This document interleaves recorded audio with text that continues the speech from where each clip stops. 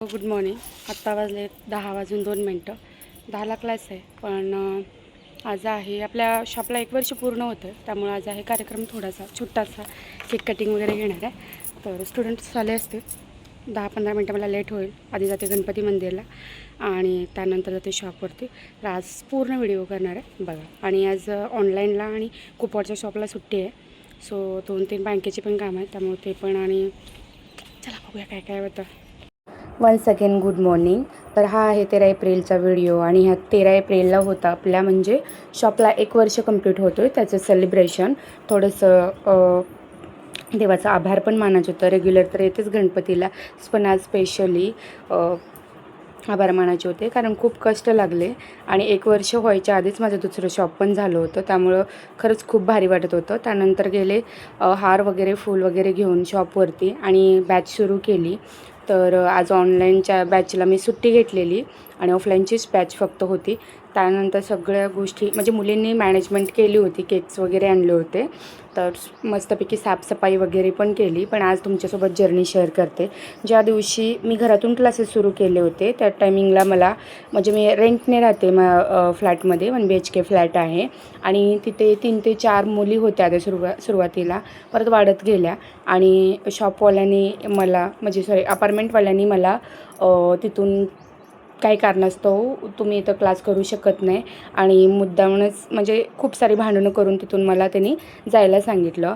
मग मी अचानकच एका दिवसातच निर्णय घेतला की शॉप करायचं बस आता, कारण त्याच्या आधी 1 महिनाभर खूप भांडण होत होतं. पोलीस स्टेशनपर्यंत ह्या गोष्टी गेल्या होत्या.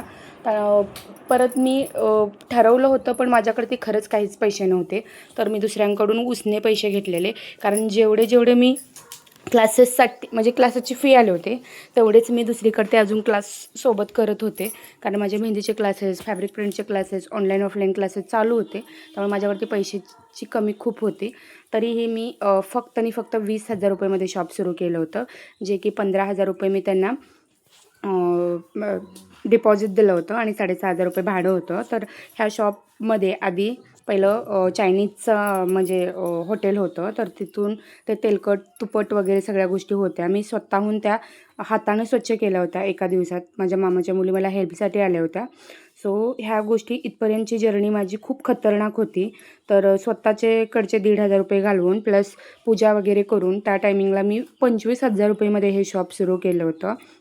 आणि त्या टायमिंगला फक्त माझ्याकडे 4 मिशनी होत्या, तर चुकून गेल्या शॉर्ट व्हिडिओमध्ये 2च मिशनी अशा आल्या होत्या.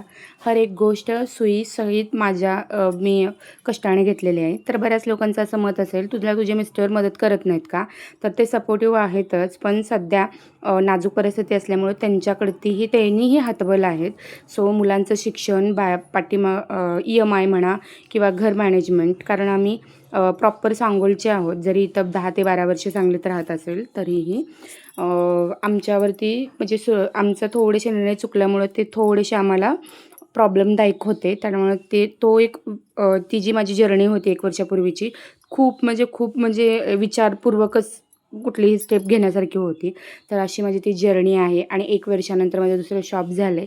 हर एक क्लासमधले TV म्हणा, लॅपटॉप, मोबाईल, त्यानंतर 2 ते 3 मिशनी घेतल्या, परत खुर्च्या घेतल्या. त्यानंतर जे क्लासचं मटेरियल असेल, कपड्यांचं म्हणा, टेबल, खुर्च्या, सगळ्या गोष्टी ज्या आहेत ती एक गोष्ट मी जोडून घेतलेली आहे. हर एक गोष्टीसाठी मी पैसे महिनाभर आधी जोडून ठेवायची. आज परिस्थिती 2 शॉपची झालेली आहे. सो तुम्हाला माझी जर्नी कशी वाटली कमेंट सेक्शनमध्ये कमेंट केला आणि फॉलो केलं नसेल